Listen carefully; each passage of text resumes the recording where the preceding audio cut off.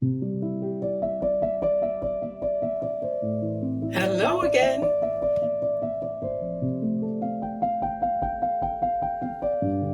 Well, as I prepare to finish these rooms, I do get to play with them a little bit. And I just put in some things. That's not what's going in there eventually. But I just thought, because of the red, it looks nice because it's the same color as the inside of the cabinets there.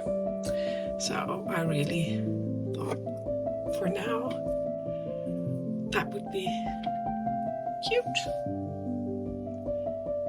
And I'll just put in some lovely things. Some baskets. I always love baskets. And I think they look great with this. And I would love to have baskets all over the ceiling, just hanging down from the ceiling. So maybe one there. And some flowers. It's Easter. It's not sitting very straight. And, well, maybe I have another candlestick, maybe that one. You can't really see that one. And, of course, there's some tea here in the... There must always be tea. A little bit of green.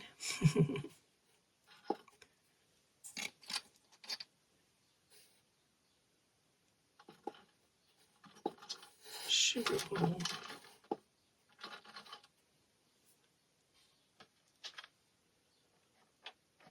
And a teacup. Oh, that's over here.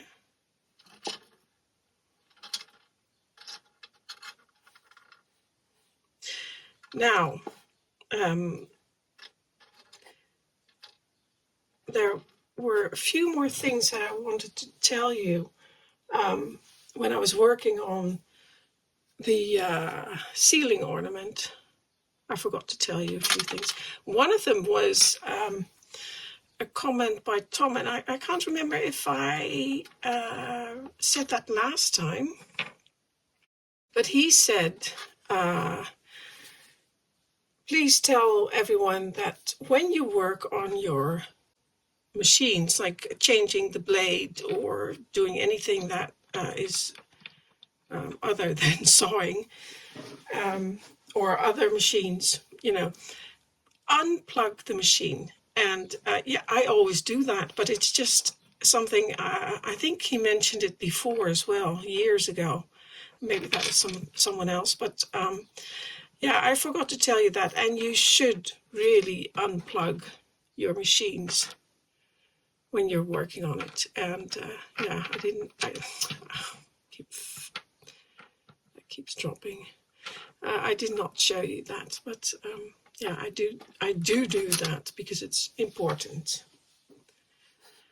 Now, try to get that in there.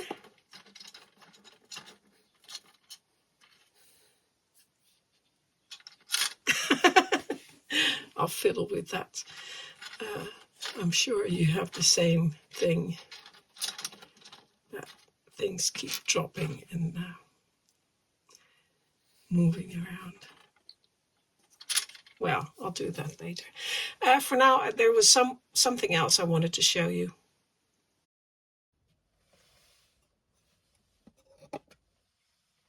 I wanted to show you something that I don't think I mentioned in any of my previous videos. This is my bandsaw, my Proxon bandsaw. I've shown it to you in a couple of videos now. But it goes for any saw, basically. When you install your saw and when you start working on a project, you have to check whether your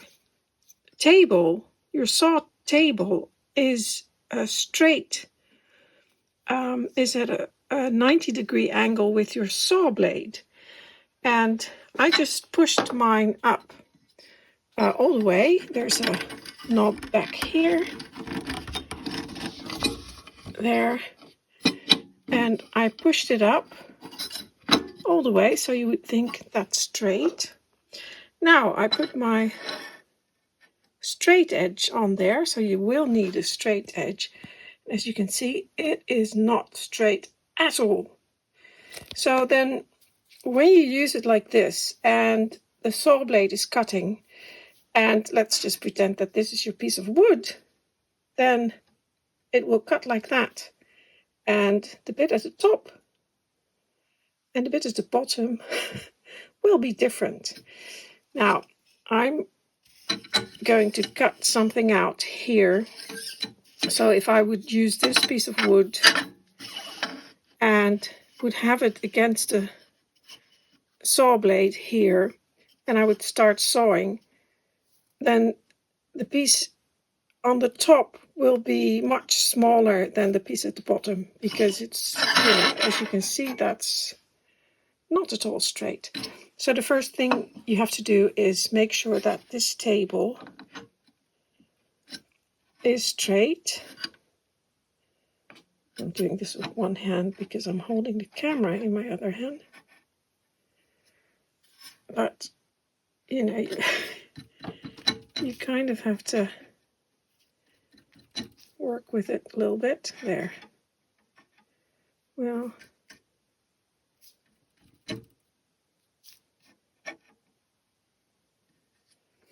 and the easiest way to check is that if there's a light, you can put a light behind it. And usually I can use my camera light. Now I cannot because my camera is in my hand.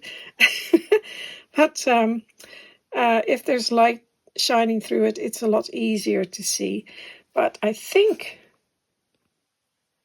it's straight now. So now I go to the back again. Tighten up that knob.